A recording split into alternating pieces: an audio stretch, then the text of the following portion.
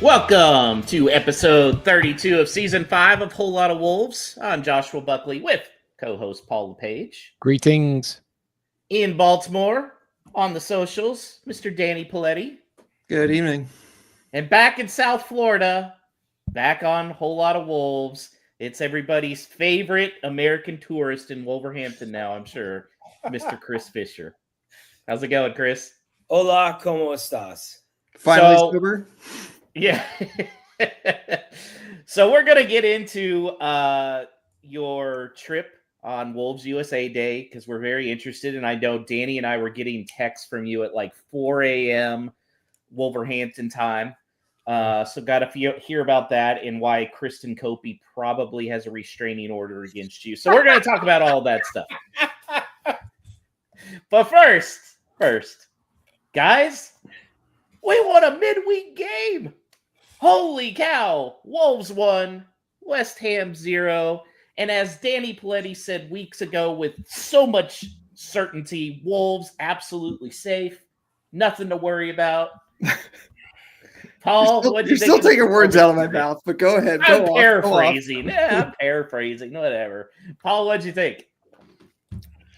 Unexpected in a certain respect. It had such a 1-1 draw written all over it that we'd be fairly defensive, and you got those vibes to begin with the team announced, and it was the same starting lineup. There, obviously, there's pros to that, but even that worked into our favor when we come on to some of the dynamics, particularly in the second half. But it really turned around from that. You know, let's just grind out results. It'll be a little like that 1-1 draw against Everton a few weeks ago. That's just one more point towards safety. That'd be fine. You know, probably most of the people would have took that.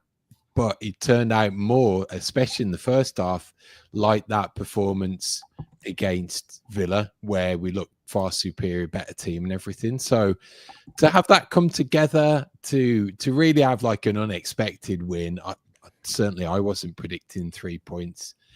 It's such a boost. It's so close to where we really need to be. It lifts the pressure off going into the upcoming weekend.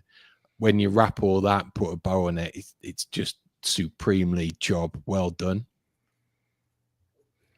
Yeah, Chris, and they really dominated the match from the get-go. And I thought first 45 minutes, I mean, they kind of got away with one early on that West Ham should have scored on. However, realistically, they could have been up 2-3-1, right? I swear to you, somebody needs to diagnose Manetzi with a Benadryl or something very strong volume, because this guy, he's allergic to the net. He had multiple opportunities. Rung the crossbar, second half, then had another wonderful opportunity. He's allergic to it. And I don't know if he's double clutching or what, or overthinking it. But yes, Wolves had this game in hand in the first half, especially. Second half, maybe not so much. Souček, you saw an opportunity to equalize. West Ham had multiple opportunities to equalize. But I feel like we're fortunate at times to get away with 3 points, but it was definitely earned, 100%. I looked it up, Danny, after you had said that, and I think the official name is dendonkeritis. I think that's what it's called. I'm here all week, folks. Danny, you've called it. They're safe. I will reiterate that I have never said that they were safe until they are mathematically safe, which would probably happen in a few weeks if things keep going the way that they are. But I stand by my original assessment that Wolves had become at that time uncatchable, and we have continued to increase our uncatchability. I know that I'm splitting hairs here, but the point is that it's really difficult to imagine a team like Leicester or Ipswich catching Wolves, who are occasionally putting up 3 points on the board like they did tonight. I guess a good thought experiment is to look at the table and think, do you think that Wolves could catch Brentford, who are currently, I think, in 11th? Because they have as many points more than Wolves as Wolves have more than Ipswich or Leicester. So if you think that it's super unlikely that we catch Brentford, then it is also quite unlikely that Ipswich catch Wolves at this point. I mean, what I'm hearing is that Danny thinks we're going to finish in 11th. We're going to catch Brentford. Boy, he's just going out on a limb. Your math skills are awesome. Flowing. So, Paul, let's talk about the match and specific events. Strand Larson, he's on a little bit of a roll here. Had a nice shot, took a big deflection, but you know what? It seems like after Bowley told him shoot more, he's been shooting more. It does show that he's got that added level of confidence at the moment. So if that falls to him in that position, in and around the box, he's going to take the chance, which he did. So fortunate with the defection, but you got to be in and around there to make it happen in the first place, which I think's when he's the focal point, when you're expecting goals from him, it's great when the opportunity does arrive because he shows that he can finish. And you can question it as much as you like, but 10 goals in your first season in the Premier League, it's some going that you pay a fair old few dollars to get that type of return. And I think it's only going to get better. We were asking for players to step up in Cunha's absence, and what better way to do it than step up, play well, score goals, and make it so that Cunha's absence isn't as severe as it could have been. Chris, do you think the team plays more to Strand Larson's strengths when Cunha is not in the starting 11? I think that's absolutely 100% accurate. I think they start to orient things a little bit more. And, I've been telling you guys since seeing him 2 out of 3 games here in the preseason when they did the American run that I didn't know if his first touch is quite there. But I also believe that, the opportunities that they provide him weren't quality. And, our boy Stu over in Wolverhampton, when I had the chance to go over there recently, we got in a long conversation about this. They're not feeding him enough. Now, with Matheus Cunha being out, it's opened up his game because they're feeding him the ball more. It's getting him better opportunities. And yes, there has been more responsibility placed upon him. And I think that's how you have to work as a number 9. When we talked to him earlier in the preseason, he looked forward to the opportunity to be the responsible person up top. And now I feel like he's entrusted upon it because Cunha's not dominating the ball, not being entrusted to take the shots because he's not on the pitch. So Strand Larson's now starting to gain that responsibility, taking it on. I think the talk with Bully this week, Josh, as you alluded to, that's a wonderful situation. You have a living legend walking in your midst and who's going to tell you, son, just shoot the damn ball. And that's what he did. That's probably exactly what he said, that's too. That's what it's got to happen. May have been a Chardonnay or 2, and that's fine before he got there. But God love Bully. But I'm going to tell you, that's a wonderful, wonderful situation when you have a confidence in your number 9 to go up, attack the ball. That's what we got today. We've been seeing it recently. And it just builds confidence in a young player, especially in a new league. Meet Paul. A lot of what Chris says there talks to the structure of the team. Now, all of a sudden, it's showing that you've got a real spine. If Strand Larsson's taking up these positions, scoring, he's the prominent number 9 centre forward, backed by 2 fantastic midfielders, backed by 2 amazing centre backs in the back 3, potentially 3 when Mosquera gets back.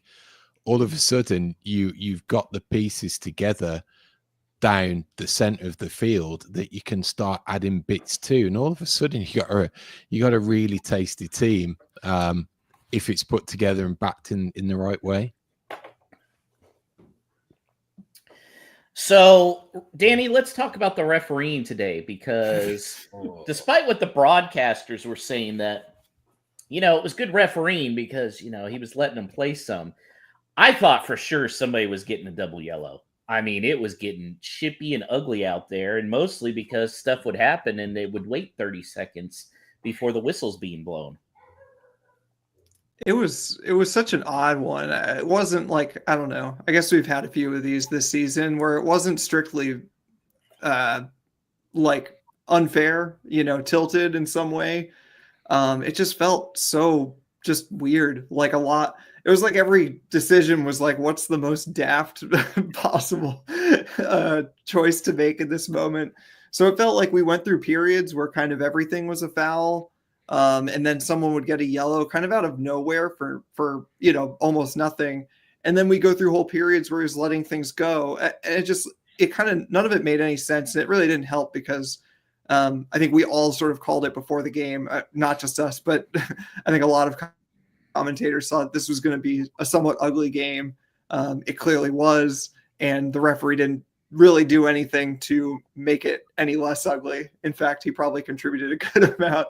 So it ended up being, I mean, it was already going to be a bit of a slugfest, and it just ended up being very stop-start for portions of it too. It was just, I don't know. It was, it left a lot to be desired. Paul, I thought what was interesting with the refereeing going on as it was, Vitor is very aware of all the situational stuff going on. Andre, if everything's going well, he should be in there 90 minutes, just with the way he is defensively when you're trying to hold a lead. But he saw it getting chippy. Andre already had a yellow. And instead of waiting too long, he went ahead and made a shift there. And that to me says a lot about him as a manager. Like he's just constantly reading the situation properly.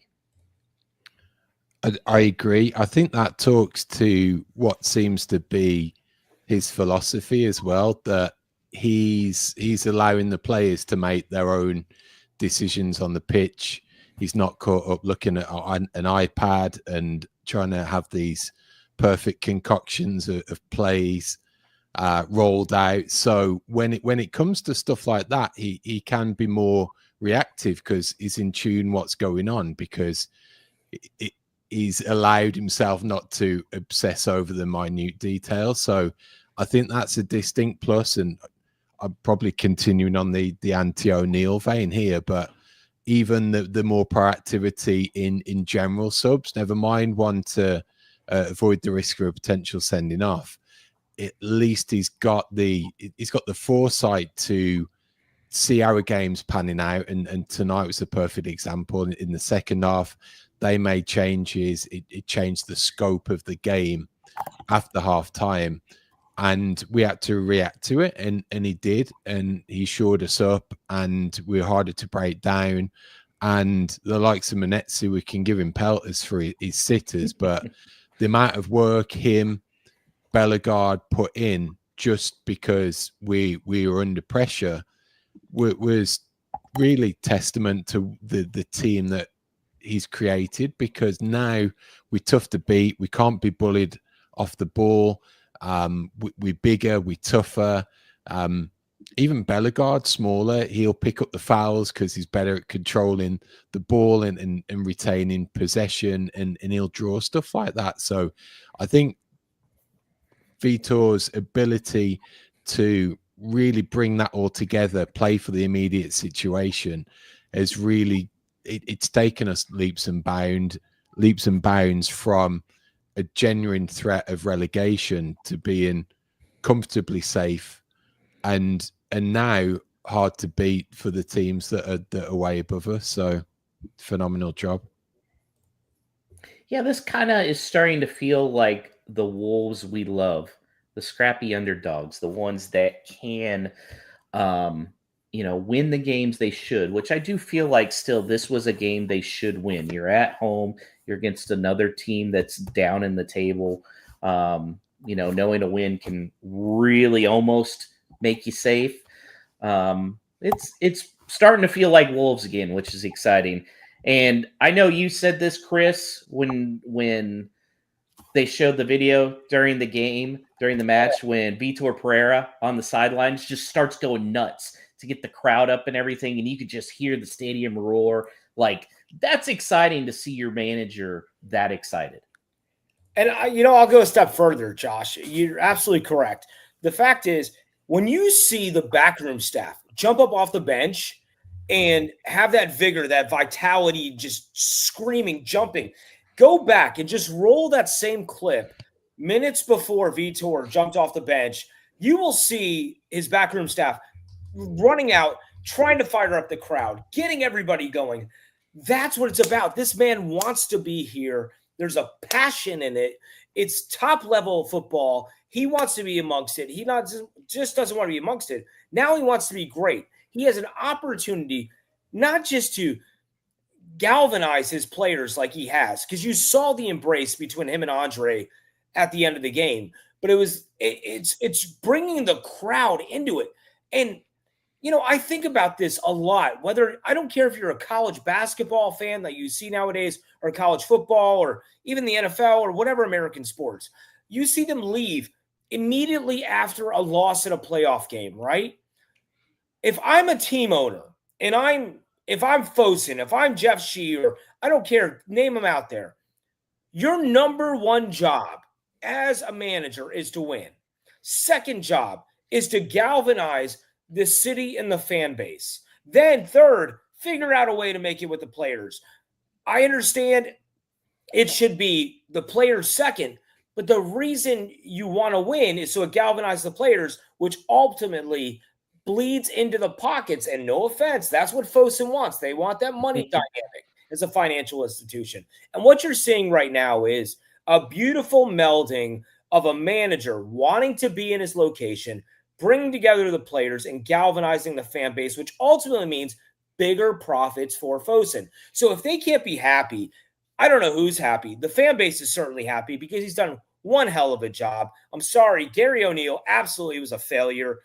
And it's Vitor Pereira it's early, but could be our second coming of Nuno. How amazing would that be? I saw a tweet today that said, I never want to hear about a Wolves manager never being a non-Portuguese manager. Well, you have to throw Bruno Lage in there too. So you have to equate. Hey, he's still undefeated without a number 9. Or right. with a number 9. Yeah. Right. So, maybe it is. You know what? Wolverhampton, Portugal, it's a beautiful marriage right now. And if Uncle Georgie keeps bringing it like that, then you can't be mad. But should we worry, Danny, that we're still in the honeymoon phase with Pereira? Because it does feel like maybe we didn't reach this level of excitement with Lopetegui and Lage, but it was pretty high up there. And I feel like with Gary O'Neill, the Man City game was obviously the peak. So should we hold our horses a little bit? I think that there's a lot of reasons to be excited right now. It's funny. I tend to think I still think of Vitor Pereira as a bit of an underwhelming signing, kind of the way that a lot of us felt it's better than what we have, which is that we can't, buy a draw at the end of Gary O'Neill's time. And so when it was Vitor Pereira, I don't think anybody was saying, oh no, I'd rather keep Gary O'Neill, but it was more I don't think anybody was out there saying that we were definitely going to stay up with him. And I think he's way surpassed those expectations. And when you look at the run that Wolves have been on really since he came in, our win rate is up there with teams that we don't think of ourselves as being anywhere near in the table for good reason.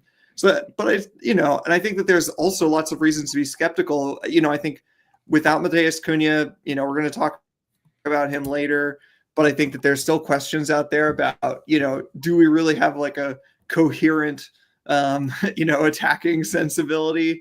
I'm not really sure. I think a lot of things are going to have to change next season, but we also know that there are several players who are probably going to be on their way out, not just Mateus Cunha.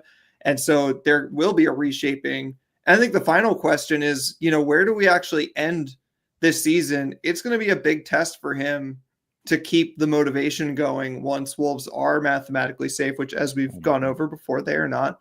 And as we become further out of sight of Ipswich or Leicester, even if we're not mathematically safe,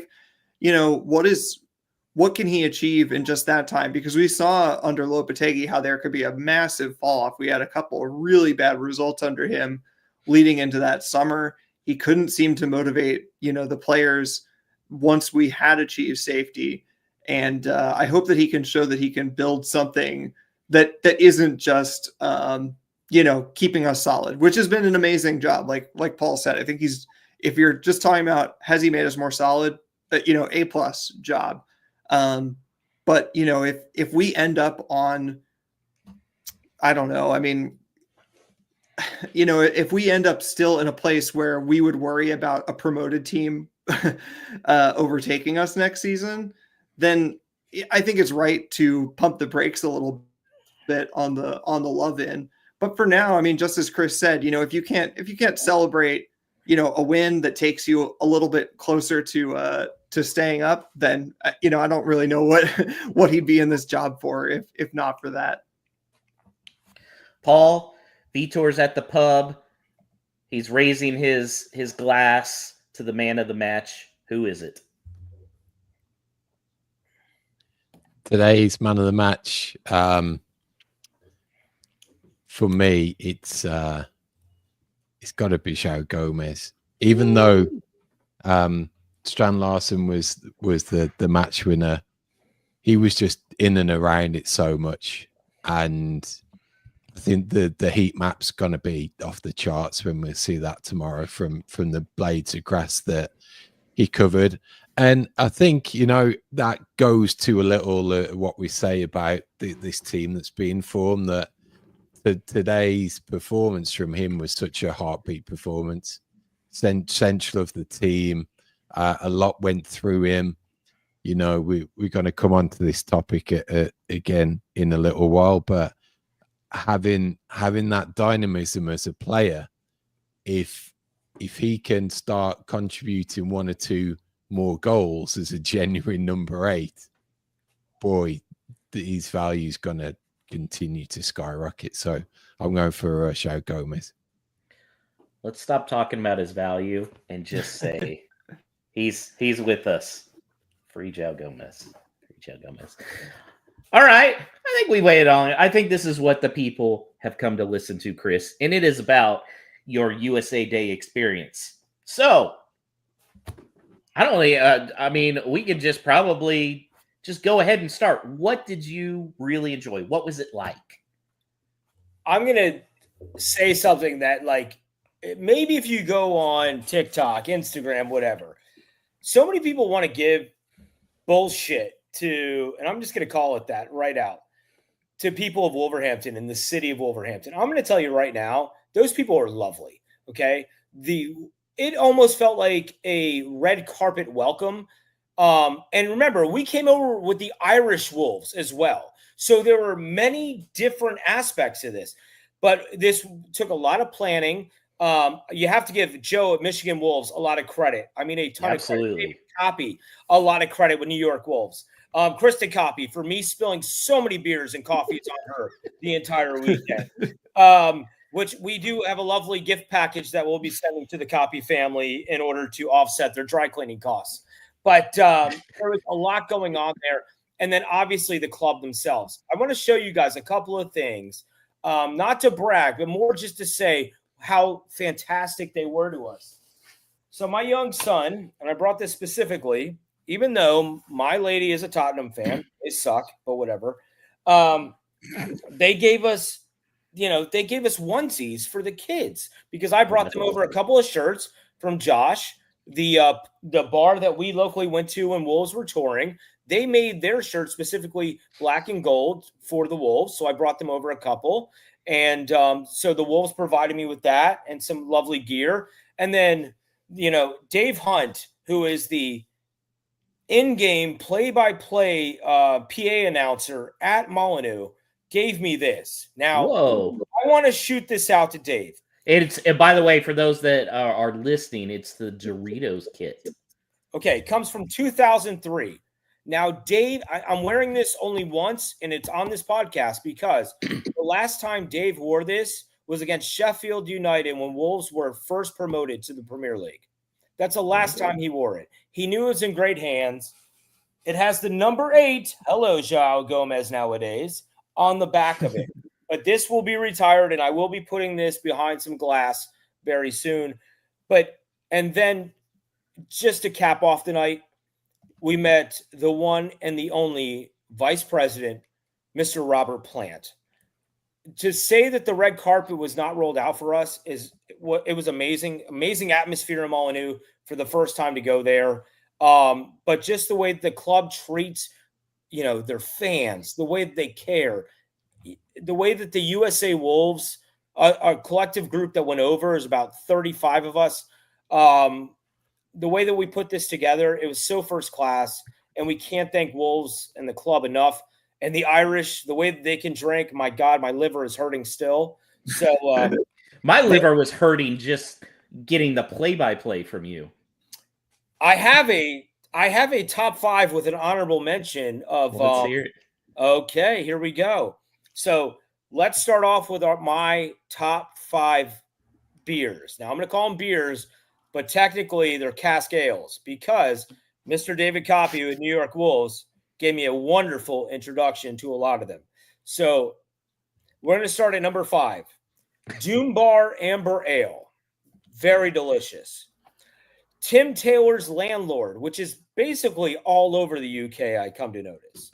But these 3 are special. Wait, as in Tim the Toolman Taylor? No, not specifically. I will be, as an Al Borland on this mission here, I will be putting these up on my Twitter handle so that people can see the taps, know what they're looking at next time they have an opportunity to go over so they can sample these because I think they'll really enjoy them. Next will be the Holden's Black Country Special coming in at number 2. That's a number 2.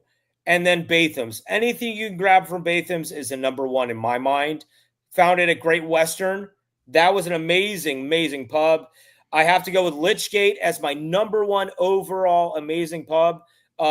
Pre-match, that's where we ran into Stu. Had a lovely time with Emma out of LA. She's got the best jacket you've ever seen. Yes, she does. On Twitter. It's awesome. And boy, the idea she got from the Wolves Hall of Fame to make new gear, you're going to love that when that comes out. But also, I just, Todd Newton, Dave Hunt, the Wolves in general, they did an amazing job. Can't really say enough. It was a wonderful, wonderful trip. Oh, can I throw in 2 more things quick, boys, while we're on here? Now, I know people at home can't see if they're on the podcast. We're going to start off with this because Daddy Fisher's got some deep pockets. And when I mean deep pockets, I mean in his coat, not in his wallet.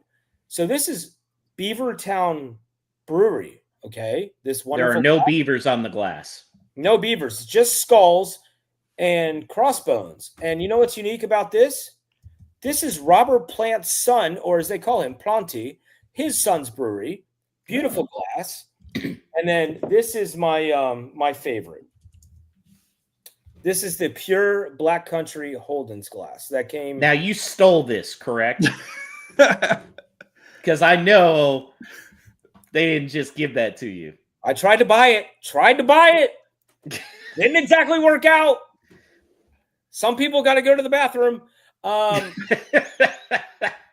Pure Black Country Holden's glass. It is now very prominently shown on my desk here at home. I will make sure to reincorporate both pubs, one known as the World's End, by the way, when I get back, and bring them some gear. Am I watching the Beer Time with Chris, the Drinker Fisher? Yeah. Wow, Todd, come on now. Paul, what do you think of Chris's top 5 beer choices? The Holden's one's superb because that is truly like local. That's as minutely related to the area as you could possibly get. So I can stumble there from my parents' house. So it's fantastic. Chris, what did you have to eat that would probably give me chills? David Coppy put me on this steak and kidney pie, and I just had no desire to do that. But I ventured into it at a place called the Castle in London for the night before on Saturday, and that was pretty delicious, believe it or not. So, the kidney pie is pretty delicious. I have eaten chicken hearts at Brazilian steakhouses, so you think similar texture? wouldn't venture into the chicken heart, but then again, going off Todd's comment, I'm not exactly chicken heart about a lot, so we'll go from there. What was your favorite chant to do or your favorite song to sing in Molyneux? Jeff Sheast. Yeah. I'm surprised that red carpet didn't get ripped out from under you. Yeah, I know. You know what? It only went around once, but that was quite enjoyable just because you knew he was in attendance. We had a great, for a team, for a club that's literally looking at relegation still at the point when we were there. We were 6 points below where we are currently in the table. So, but for the Jeff Shee chant to come out, that was fun because in American sports, you don't see that too often. And I absolutely loved every second of that. Now we see online sometimes that people aren't thrilled about Americans coming over, whether it's Wolverhampton fans or other English soccer fans. Not thrilled about Americans, and they're really a curmudgeon bunch online. How was it different meeting the fans in Wolverhampton? They were amazing. Like, I really have no complaints at all. The top of the line, class, Manny Singh, going there for Samosa Saturday. Just absolute class what he's doing with Dementia UK. Everybody else, I mean, they were right there. They were right at the top. No problems at all. I went for a run. Early in the morning because I wanted to see Molyneux. And I'm wearing shorts and I jog over to the stadium and everybody's kind of snickering as I ran by because it was a little chilly that morning. But it's probably the bleach white legs, but they should be used to that. I mean, I live in Florida, for Christ's sake. They can't be that different. So, but no, everybody had a wonderful response to us coming over. Worldwide Wolves Club, awesome response inside there. Looking at the way that Michigan Wolves and New York Wolves and all the different, and the way they speak about Houston Wolves and what's going on with the youth programs there, they're really behind the mission here in the United States and how they're trying to drive the game and build the game this way. And you have to be behind that because I don't think we're too far off. It's more about, from my understanding, and I'm not breaking news on any of this, but they had to get security before they could figure out how they were going to do the summer tour. And they really had a desire to come back to the States for the summer tour, but the security wasn't there in the table. So now I think they can start to build off the promotional aspect of what they're going to do next summer. I'd be stunned if they didn't come back to the States within the next 2 to 3 years. Okay. So not this summer, but maybe the next summer? That's the gut feeling I got. Yeah. Okay. For sure. Yeah. Okay, so the guys have told me that they think if I wear the cowboy hat to Molyneux, it'll get stolen. What are your thoughts? Maybe not stolen, but it might get ripped off your head and trampled on. I mean, you are kind of 0 for 2 when it comes to captains wearing the hat, right? So, they know you. I mean, you definitely have a name over there. I don't know if it's a good name, but it's definitely a name. Just like Todd talks about my liver, it probably has its own name right now. But yes, I think you'd be fine, Josh. I just might refrain from the cowboy hat.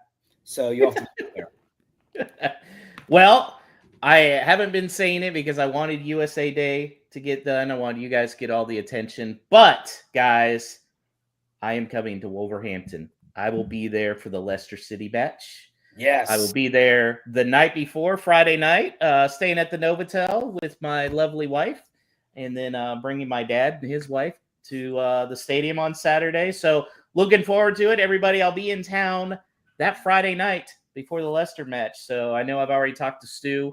I'd love to meet any fans of the podcast there. That'd be a blast.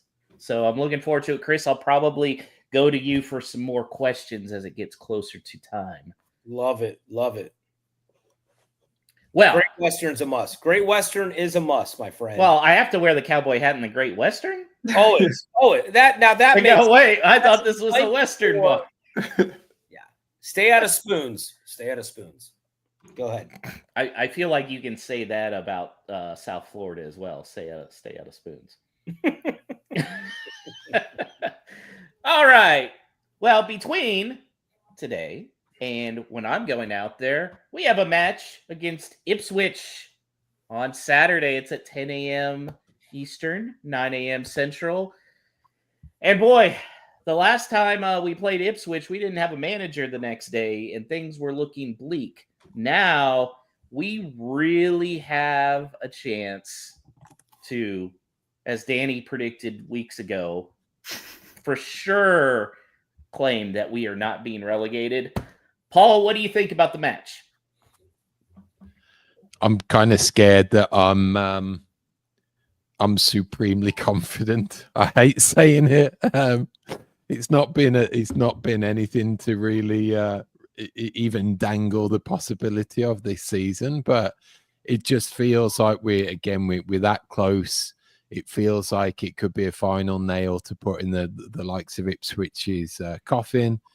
And I still like us away from home. That the pressure's off somewhat. They've really got to come at us. I think we've got the skill, the quality of player within the team, that experience to factor all that in and be a really dangerous team on the counter attack come Saturday, and that's going to show in the scoreline. Danny, are you concerned about this match at all? Not particularly. I think that's partly because I just think that as long as we don't lose, then it's pretty much job done. And honestly, given the math, I think even a loss would not be catastrophic. It would feel terrible. And I think the bigger problem would be that it would really give Ipswich something to fight for. But I think that my confidence mostly comes from the fact that we really don't need to go there and win. I think if we go there and don't lose, then, like I said, it's pretty much job done. Although I will poke a little bit of a hole in all this confidence, just in case anybody had not seen. Shortly after the match, Liam Keane tweeted out that both the head coach Vitor Pereira and assistant manager Luis Miguel will serve a one-match touchline suspension after their yellow cards today. So I actually don't know who's going to be in the dugout. But yeah, maybe. Is he still around? It has a lot of tea to finish drinking. Yeah, I don't know. I don't know all the various names of the different backroom staff. I don't even know if Luis Miguel is like the assistant manager or if he's a assistant manager. So yeah, we're gonna have someone down there. But yeah, again, Tom King. That's who I say. Yeah, that's actually a good one. Maybe that's Tom King's next calling. I think that it's not. It's going to be an uncomfortable watch regardless, just because of the season that we've had. But in terms of the actual game itself, I'm not sure that there's a whole lot to be worried about given the recent form of both teams. Well, let's look at the prediction standings here. Southampton, we all picked the Wolves win. None of us got the score right, but we all got a point. And then before the match today, I asked for everybody's predictions. They were Paul and Danny saying for a 1-1 draw, so 0 points for you. And then Alex had a 1-0 Wolves win, so he gets 3 points. I had 2-1 Wolves, so I get a point. So, looking at the standings, Danny, you've got 30 points. Looking to hold on to the lead. Alex has 22. He could get there. And then, Paul, I'm breezing past you. I've got 18 now to your 16. Are you nervous that it's going to be 3 straight years at the bottom of the table? I guess he's not. I've got a good feeling it's going to be a good run-in for me and my predictions starting on Saturday.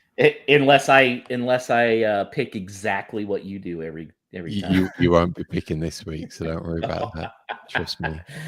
All right, Chris, what's your prediction for this match? I like a 2-1 Wolves win. Going on the road, a lot of confidence. I think Vitor has got these guys, while, at times the bench looks thin, there's a little bit more to be desired as far as the attack, but I ultimately, and well, after today, I think on the defensive side as well, there's a little bit more to be desired. But ultimately, they know Ipswich going to come with their back against the wall, and they have to have this. But I think the cream will rise to the top, as Paul just suggested. And I will ultimately go with a 2-1 Wolves 3 points victory coming up here. All right, Danny.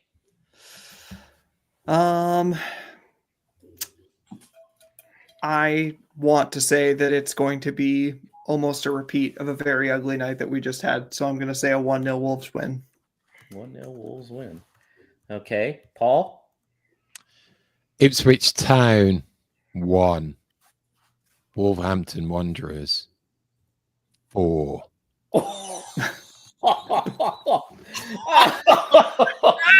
Whoa! Get in! I love it. I love it. As the Brits would say, I'm playing for snookers in this prediction league, so something magical could happen. And what is snookers? Snooker. Yeah, like a more formal game of pool or billiards. Okay. Bigger table, but a lot more strategic. Oh, snookers. Well, I'm not going to say as crazy as 4-1. I'm going to say 2-0 Wolves, because they do seem like those last 15 minutes, they're definitely been playing some dark arts afterwards. Paul from Minnesota, or Todd from Minnesota, says 1-1. Stop being a Debbie Downer, Todd. Jeez. Well, one guy that will not be in the lineup is Matheus Cunha, because his ban was extended to 4 games. And boy, Danny, there was more off the pitch drama with Cunha. Why don't you do a little recap of that? Yeah, I guess, he went away on his international duty, and I suppose what happened is while he was there, he gave an interview to a Brazilian journalist, is my understanding, and they printed it in The Guardian. And I don't know, it's so weird. I'm sort of recapping almost like an internet reaction to a thing, but it's interesting to see that, the quotes that come out at first are sort of in line with, like, I'm looking at the end of my time with Wolves, I want to make the next step, etc. And I think people naturally reacted, a little bit grumpy because we're not safe yet and whatever. I guess the real meat of this came when Cunha himself picked up on some of the reactions, including some of the quotes that got pulled out, and posted on his Instagram with some of the quotes from the full article, which of course reiterate his love for Wolverhampton, and we all need to have that affection, and Wolves gave me that joy back. The fans have given me a lot. The status I have today, the player I am now, and the happiness I'm feeling, it's because of them. I'm really grateful to Wolves.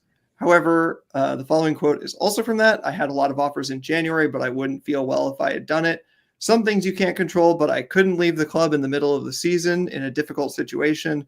Now we're close to achieving our goal of staying up, but I've made it clear that I need to take the next step. I want to fight for titles, for big things. I have potential.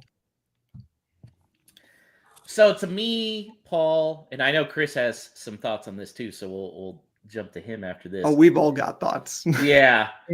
This is the first time that I feel like the team ramifications from Jeff Shee's little editorial before the season has finally come to light.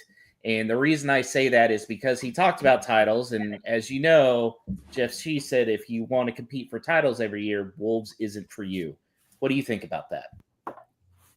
It's right on it. I don't think it doesn't divert anything other than the strategy that's put in place. He's on the production line of one that's produced Jota going for good money, Neto, Kilman, in fact, and it's just the whole structure of the team, the self-sustainability. I'm kind of I'm disappointed. Obviously, he's gone down in my estimations a whole bunch. It's probably been one of the biggest heel turns probably since Jamie O'Hara. You know, these types of players that are going to be I'm not sure hated, but definitely despised. But at the same time, you're just coming back to the fact that, well, he's only here for a small amount of time. He'll be looking at us as a stepping stone.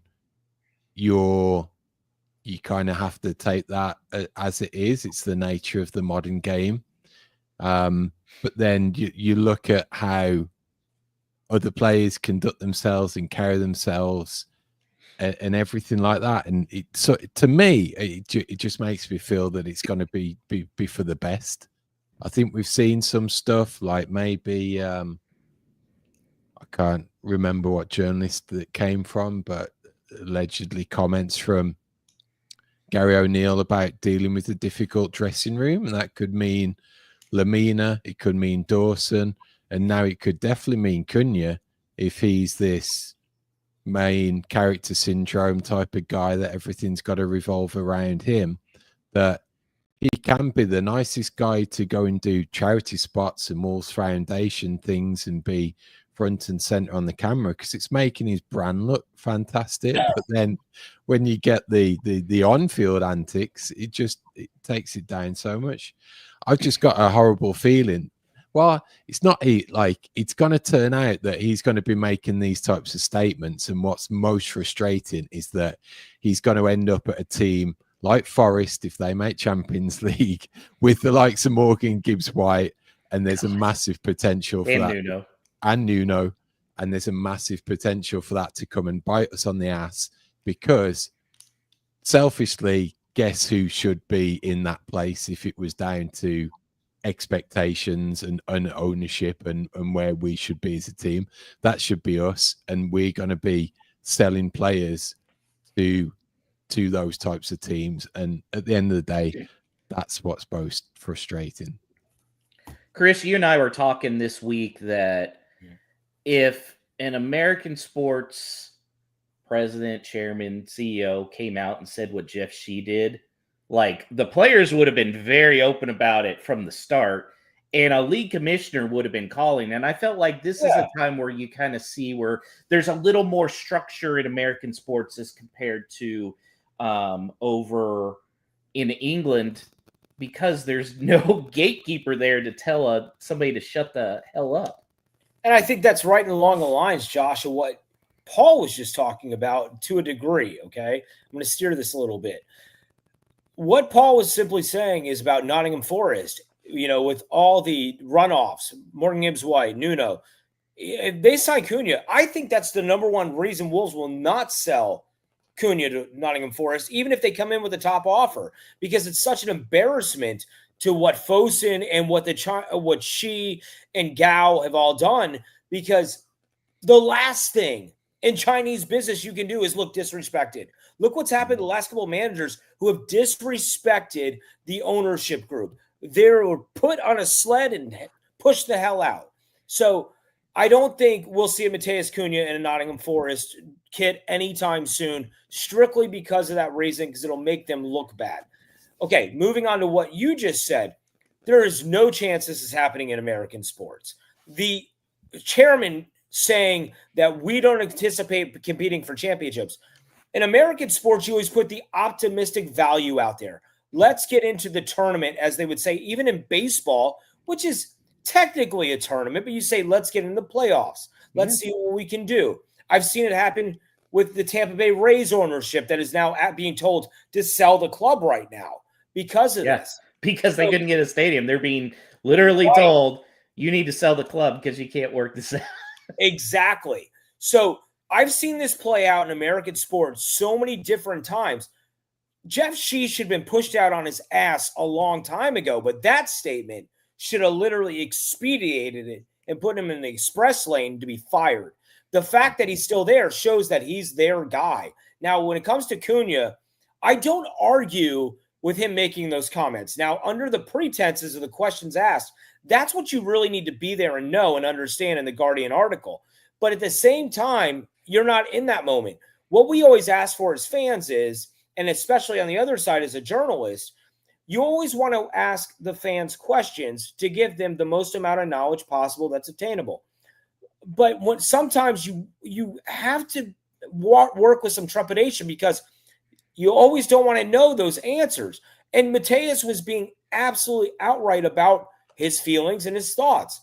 You can't blame him for coming out and giving the fans exactly what they want. They wanted his thoughts on the matter. He came forward with them, and now they're like, F you, because you don't want to be a part of our club. I can understand that perspective too. But, I remember asking Nathan Judah with the Express and Star when he was having sorry about that. But, to their point, I said Wolves were so great to us.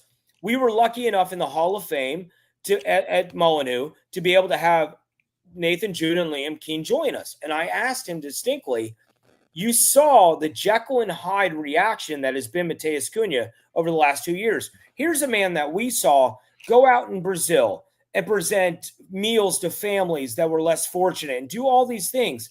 And here he is being an asshole on the pitch. So who is the real person here? Is it the brand, like Josh, you talk about, him protecting his brand? Is this a just a few move where, like, Mateus, you need to build up your brand, you need to do more things like this, being more a part of the community? Because we've seen agents and agencies do this in the past to try to build up what is basically the guy's image and brand. And so I really worry because you look at the way he's conducted himself on the pitch with Mateus Cunha, his comments recently, and the way he has dominated the ball. The skill is obviously there. He knows he's the best player. So is he going to be like Pedro Neto and just a little prick when he scores a goal against us for the first time and gets carried away by his new teammates? That's just a slapdick move. And I don't think he will do that if he should ever score against Wolves. But I don't think Forest is the move for him. I think it's going to be another club. And I think, he's saying the right things at this time. But the fans also have to take accountability that you wanted a real answer and he provided it. And you have to figure it out on your own on that one. Danny, you presented an interesting question about Cunha on Twitter yesterday. X, whatever. Yeah, I was just curious based on people's people's reaction, if they thought that it would be worse for the club if Mateus Cunha left in the summer, or if he was still here after deadline day. And it was pretty overwhelming. About 2/3 said that it would be worse if he stayed. And I think that speaks to something where, it's all become a bit too much burden on Wolves and even the fans to have a player who has to be so central to the team. I think we've seen in the last stretch of games as he's been suspended that I don't know. It just feels like the team is a bit more balanced. We definitely carry less of a goal threat. No one's questioning that. I mean, he's an incredibly talented and creative player. He can score goals out of nothing. But overall, the performances have looked more solid, if very nervous, because we don't score a ton without him. But the thing that came up to me, I don't remember if I read this somewhere or something, but I just, it feels very much like I was thinking after that red card, that what is going on here with him, because these actions are going to sabotage his own move. To Drew's comment in the chat, yes, if Forest meet the release clause, Wolves can't really stand in the way. I don't know legally how any of that is put into writing, if at all, but my understanding is pretty much if you pay the money, then you get to talk to the player. The player then has to agree. But anyway, to my previous point is just that now that there's this release clause that we feel like someone will pay, there will be a list of teams that would pay that. And some of those teams are teams that Cunha would find really desirable to go to. But some of them might be less desirable. And his actions during that game maybe make him less desirable to some of those teams that he wants to go to. And so I just was thinking after this article came out and then his reaction to it, it feels like he's done so much this year that has felt very, very agent led. And I do wonder if his agent is saying, we need to do some damage control here. You know, like you just got sent off for basically like kicking a guy, shoving him / maybe almost punching him, and then headbutting him. And then you had to get dragged off by one of your backup goalkeepers. And it really doesn't look that good, even though you are immensely talented and a huge team might not want to come in for you now. And so maybe you do an article that sort of like gives a bunch of context to why things are the way that they are at Wolves or whatever. But I really don't blame the fans for having an issue with this. You know, talking about winning trophies and winning leagues and whatever, that's fine. We all know that players are going to want to move on to a bigger team, compete for things. That's what players want to do. But to disregard the desire to fight for a trophy while you're here is sort of like a thing, a trespass that I don't think you can ever do, no matter who you are. The real irony there was they were playing for an FA Cup. We were competing for a trophy. We were literally competing for a trophy when he got sent off. The only one we had a possibility of still winning. And like, that's the thing is like the sort of main character that is Matheus Cunha doesn't conceptualize the idea of Wolves winning a trophy because he is bigger than Wolves. And like, again, I kind of feel fine with even that assessment. Like maybe he is bigger than Wolves. Like he could be a superstar with some of the skills he has, but like, don't say that to the fans. And I think that's like kind of what's implied with all of this, which is why the fans get upset. No one's saying that like he shouldn't want to move on. Like, I don't know, like Ruben Neves probably wanted to move on. Pedro Neto wanted to move on, but neither of them said, yeah, I really want to be at a place that doesn't suck. Like, I want to be at a place that's going to win a trophy, not like this place that's never going to win a trophy, partly because I got sent off during a game that would have put us in place to maybe win a trophy. You know, it's just like, it's all very tasteless. And the last thing I'll say on this is that the whole kind of like context of this is this idea that like he kept us up. I think that's part of the reason that he perhaps feels some of these things. I've certainly seen that idea, voiced online from fans that like, oh, his goals kept us up. I'm sorry, he got suspended twice in a season where we were in trouble. And during one of those stretches was like the most important games, including this coming Ipswich game.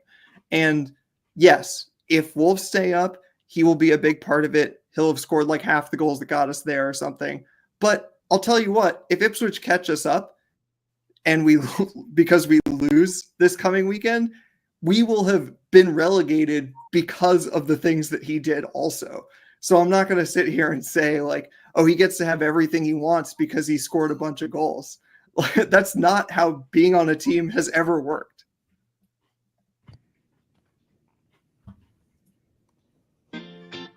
No Stupid Questions is brought to you by Esfuerzo Wines. Located just north of Santa Barbara, California, Esfuerzo Wines showcases passion and 3 generations of winemaking in every bottle. Whether you're toasting some Vino de Vitor or winding down after a day of work, let Esfuerzo Wines transport you to the heart of wine country with each sip. Now at esfuerzowines.com, you can use the promo code VITOR, that's VITOR, at checkout to receive a 30% discount off your order. And don't forget to try the special edition 1-pack wines to show your passion and support for Wolves with each glass. This message is intended for those of legal drinking age. Do not drink and drive. Excessive alcohol consumption may be harmful to your health. If you or someone you know is struggling with alcohol abuse, please seek help. Esfuerzo Wines reminds you to enjoy their product responsibly and in moderation.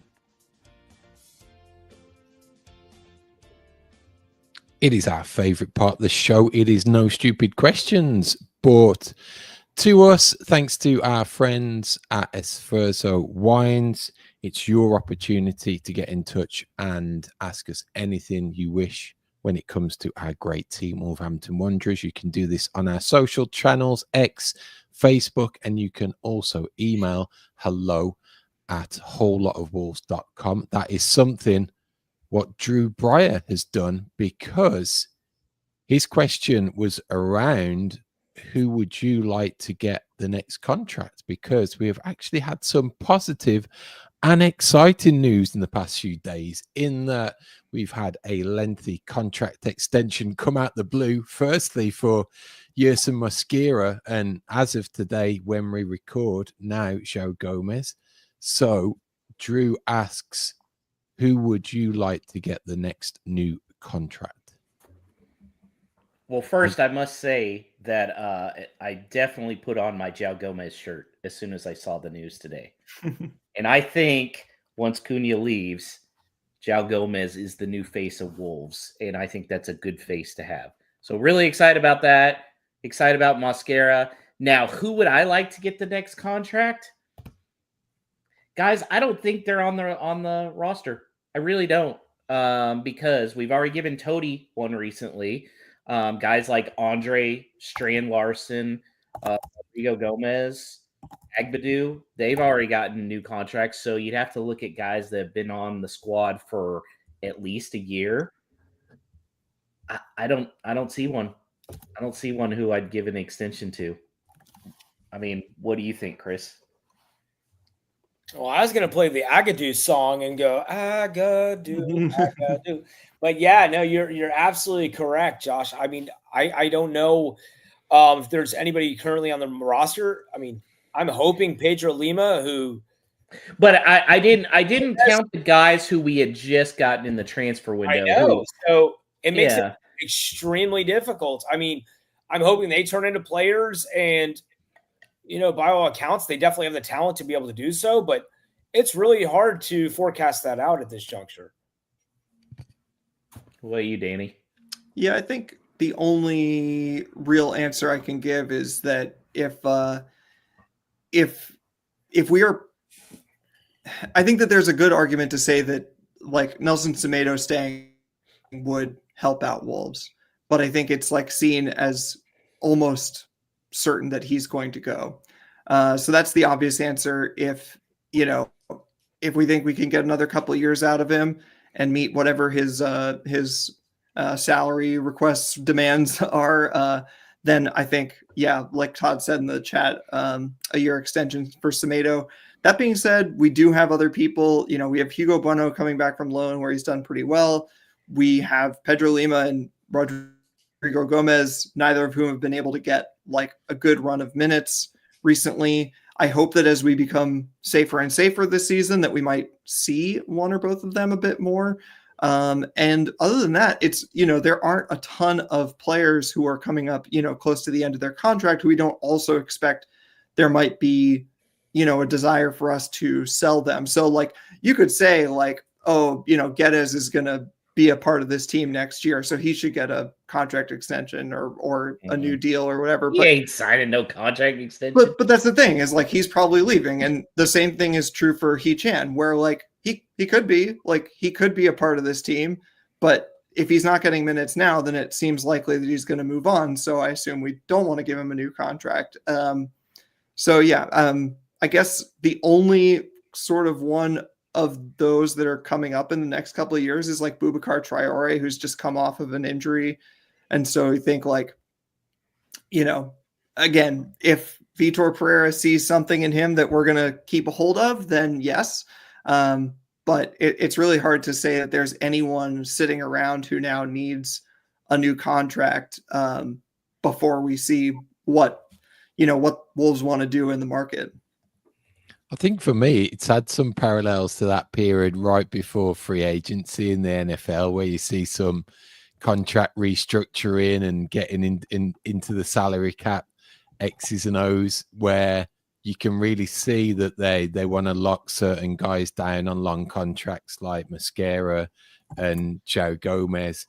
But it's really telling that you can just know by that I think it just tells us that Semedo's gone, that he's too old. Like, quality, you can't fault him, particularly at the moment, but he's beyond, I think, that age that would warrant that extension for 2 or 3 years based on the amount that he will warrant. So I think they're putting their pieces together, knowing that they've got some funds to play with Semedo going, probably Sarabia, locking the younger guys down. And it probably talks to something Danny just mentioned, but it's also a related no stupid question that Todd in Minnesota, he emailed as well, asking, flash forward to the start of next season, and who do you think starts in that left wing back position? Reinhard Nuri or Hugo Bueno? So I think that's going to be telling that if they lock out Nuri down on a new contract extension, then he'll be the guy. If not, he's potentially one that could go for a certain big figure that really would provide the battle funds along with Cunha to reinvest and hopefully put in the rest of the team. Yeah, I think Aït-Nouri's probably gone. And keep in mind, so his old club owns a 50% sell-on that can be bought out for $10 million. So, keep that in mind when you're seeing, if maybe $30 million for Rain. Well, you got to reduce $10 million off of that. I want to bring this up really quick, Josh. Mm-hmm. I would love to be a fly on the wall between Vitor Pereira, Matt Hobbs, and Jeff Shee when it comes to a contract extension for Hee-Chan Wang. I mean, the club has been talking for so long about going to South Korea for a preseason tour that it's something they're destined to do and really want to do. And for that Asian market, they want to have Hee-Chan Wang there. So it's definitely an enticing conversation to sit in and listen to. I don't know if he warrants the time on the pitch, but financially for Fosun's pockets, Hee-Chan Wang means money. And I could see that deal getting done. I wouldn't be, we'll put it this way. If they don't go to Korea this summer, then Hee-Chan I would not be surprised for him to be gone right by the end of the transfer window. I actually still wouldn't even be surprised if they went to Korea, capitalized on it, and then sold him before the transfer window closed. Look, guys, it's like I tell this advice to everybody. That'd be such a bad look. but it is Jeff Shee, though. Come on. Yeah, look, let's be honest. And this goes with teams, for players. This goes for us personally with companies. No company or organization is loyal to players or to us as companies. You have to be always thinking about what's best for me. I hate the people that are like, well, I want to do what's best. No, the company will get rid of you if they don't want you or if they deem you, redundant. So, yeah, I think Fosun could do that. Okay, yeah, we got our money. Bye. Mm-hmm. And that is No Stupid Questions this week, brought to you by Espresso Wines. Head over to espressowines.com. Use that coupon code VITOR, VITOR, at checkout for 30% off your order. Chris, I've been disappointed. I haven't seen you taking a single drink. Are you? He's still detoxing. I am. What's in there? It's only water, actually. Yes, I am detoxing. Christ, my liver. Well, I'm out of whiskey. I'm out of my celebration whiskey. So tell people how they can get a hold of you. Yes. So one thing real quick, because we're getting South Florida Wolves started here. Okay. So if you manage to reach out to me, I have some South Florida Wolves pins that are definitely coming these gentlemen's way for our whole trip for USA Wolves that went over with us. I'll be sending them to you as well. But if you want to reach out to me at Chris Fischer _ on the X or Twitter, I will happily send you one of them. No problem at all. No charge either. Just let me know. Okay. Give me a follow. That always helps. And as long as you make sure I will be cross-referencing. You have to make sure you send in no stupid questions throughout the rest of the season with a whole lot of Wolves podcasts. And have a sip of the wine sponsor, because the wine is simply tasty. Trust me, I've had a lot to drink lately. So yeah, it is. It is. And speaking of South Florida, probably who will go there, Chris, is Teddy Ely, who lives down there in Boca Raton. Teddy Ely, he got engaged, folks. Woo! Congratulations, Mazel Tov to Teddy Ely and his wonderful now fiance. So on that positive news, it brings this week's show to an end. That's 3 points and engagement. Lots to toast for Vita in the pub tonight and going on. So we are going to be back this time next week to review the Ipswich game and then preview the Tottenham game when they will be coming to Molineux for the Chris Fischer derby. So as always, thanks to Danny on the socials, Alex producing, you, the fine listener and internet streamer, because if it wasn't for you, this show would not exist.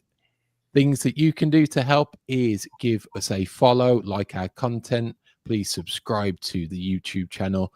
All of those incremental little actions help grow this podcast and spread the word about this wonderful stateside pack. So this week, if anyone is questioning any type of catchability, just tell them up the mighty Wolves.